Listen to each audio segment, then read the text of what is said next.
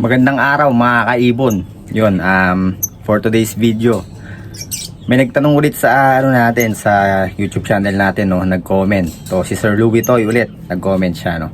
Ang tanong niya, boss, tanong ko lang po bakit kaya kinakalat ng hen yung egg niya sa loob ng nest box. Pero nung candling ko, fertile naman lahat. Nag-aalala kasi ako baka di nila mapisa. Thanks po. Yun yung tanong ni Sir, no.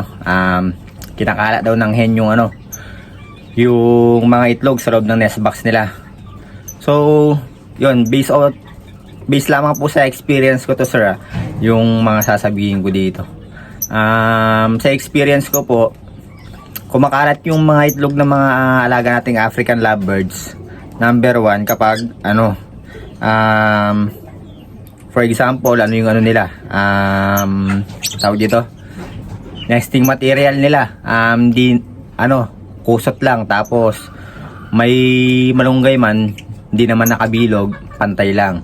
Tapos kakalat yun kapag kinatok natin yung nila, yung nest box nila. Magugulat yung hen, no, biglang lalabas ng nest box. Kakalat yung yung itlog nila.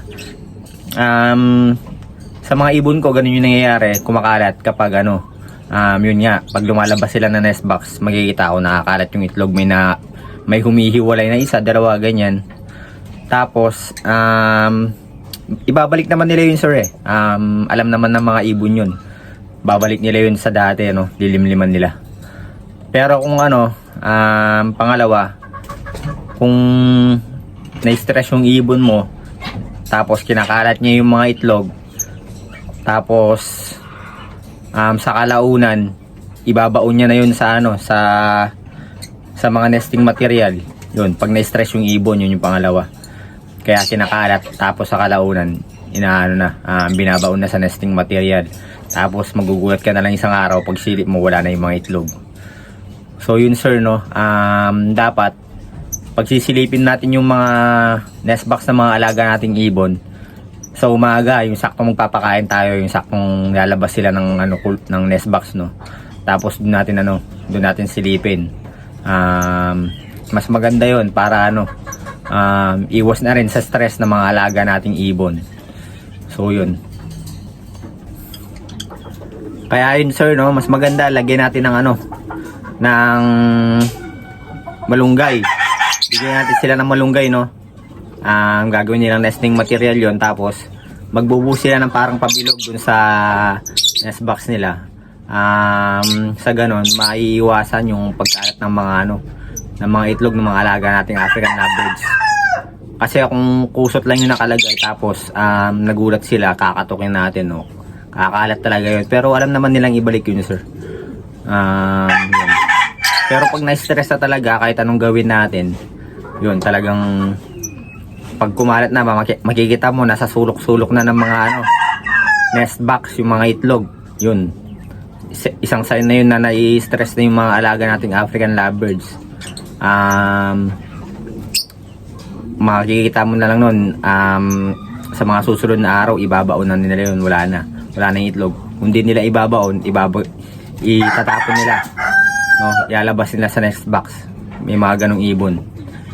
Kaya yun, mas maganda kung sisilipin natin yung mga itlog ng mga alaga nating African lovebirds sa umaga, pag magpapakain tayo ng mga alaga natin, yung sakong lalabas sila. Yun yung pinaka the best na oras ng pagsilip ng mga alaga natin, no, nest box ng mga alaga natin. So yun, sir, sana nasagot natin ng tama yung sana na nakakuha ka ng idea, sir, no, sa natin, sa vlog natin. Yun, maraming salamat kay Sir Louie Toy sa question niya, no. Meron pang isa nagtanong, si Sir naman, wait lang, Sir JV Torreliza. Yon, ang tanong naman ni Sir JV Torreliza, bakit yung akin almost month na nagpapatungan hanggang ngayon, sir, di pa din nag-e-egg? Sana po masagot. Di naman masasabing parehas kasi yung isa lang naman lagi yung napatong. Yun, nagme-mate naman daw yung mga alaga niyang African lovebirds, tapos yung isa lang lagi yung puwapatong. Kaya di naman daw masasabing parehong kak sila. So, ang sagot natin doon sa question ni sir, hindi talaga tayo makakasigurado sa gender niyan sir kung ano, hindi talaga naka-DNA no, tsaka kung di pa proven. Yun. Wait mo na lang siguro sir na ano, mangingitlog din yan kung hen talaga yung isa no, mangingitlog din yan. Kasi nagme-mate sila eh. Hindi pwedeng hindi mangitlog kapag nag-mate yung mga alaga nating African lovebirds, sigurado mangingitlog yan. Hindi pwedeng di mangitlog. Depende na lang siguro kung ano no. Meron kasing mga eto ano lang to nakuha ko lang sa mga ano nag-iibon din, yung mga dati nag-iibon. May mga hen na sira sila talaga, yung hindi talaga nangingitlog. Meron mga ganun daw. Kaya yun, meron na akong na-experience na ganun dati eh. Ang sinadya sa akin nung kakilala ko, baklasin ko na, palitan ko yung hen. Kaya yun, ganun yung ginawa ko dati.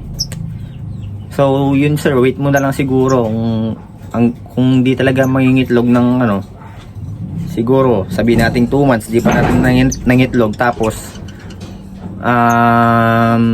nakikita mo naman nagme-mate, baklasin mo na, bigyan mo ng ibang pares. Yun, para makapag ano ka na,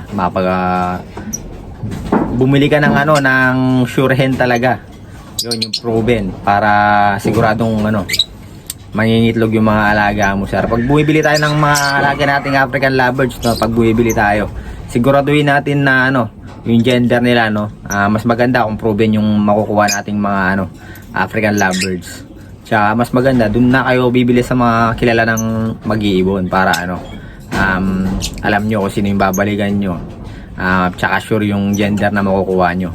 Kasi yung mga kilalang mag-iibon no, di naman yan magsasabi ng mali eh, ng for example, para lang makabenta no, sasabihin nila cock or hen. Yung mga kilalang mag-iibon, di nila gagawin yun kasi masisira sila eh.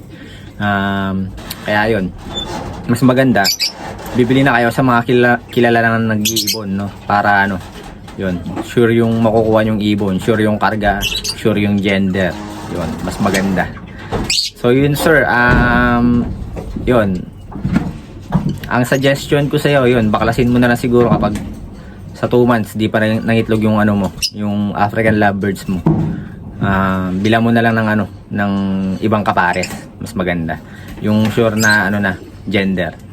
Kasi yung isa, kung lagi puwapatong yun, sigurado kak yun no. Comment mo sir kung ilang minutes mo silang nakikitang nagpapatungan. Kasi dun sa comment ng isang ano natin no, dun sa comment ng isang subscriber natin, meron siyang alagang African lovebirds na pumapatong pero hen pala yung pumapatong, parehong hen daw pero nagme-mate sila no. May mga ganung ano, pagkakataon. Kaya di talaga natin masasabi yung ano, gender ng alaga natin no, kundi dun sa ano, pinanggalingan no. Kahit yung mga ano eh, yung mga nag-aalaga ng African lovebirds, kung galing sa kanila, kahit basal, hindi nila alam yung ano niyan eh, yung gender niyan, kung hindi nila ipapa-DNA eh. Kaya yun, mas maganda na talagang ano, bumili dun sa ano, sa mga kilala ng ano, mga nag-iibon, tapos yung mga proven na yung bilhin natin. Yun yung suggestion natin kay sir. Ano ang pangalan ni sir kasi nakalimutan natin, ni Sir JV Torreliza. Yun, maraming salamat po. Yun. So yun guys, yun lang yung ano natin, vlog natin para ngayong araw na to no. Nagbigay lang tayo ng tip sa mga subscriber natin. Kasi ganyan din ako nung newbie ako eh. Marami din akong tanong eh, ba't ganyan, ba't ganon. Tapos nagtatanong ako sa mga kakilala, yung mga veterano na yung pinagkuhanan ko ng ibon. Unang pinagkuhanan ko ng ibon yung ano, bayaw ng kapatid ko. Yun sa kanya ako dati lagi nagtatanong. Tapos nag-quit na siya. Ngayon nagtatanong ako sa mga nakakilala ko ng ano, mga mag-iibon no. Sa kanila na ako nagtatanong ngayon, yung mga nakilala ko sa larangan ng pag-iibon yun. Mas maganda, sir, mas maraming kakilala sa pag-iibon, no? Para marami tayong nakukuhang idea, yun. Tsaka yun, manood na rin kayo ng mga ng mga sa YouTube or sa Facebook, ganyan. Marami namang doon. Makukuha tayong idea, no, sa mga nag-iibon, yung mga experience nila. So yun guys, hanggang dito na lang yung vlog natin para ngayong araw na to, no. Maraming salamat kay Sir Louie Toy tsaka kay Sir Jovi Torreliza. Yun. Maraming salamat po. Ingat and God bless mga kaibon, mga kalapatids.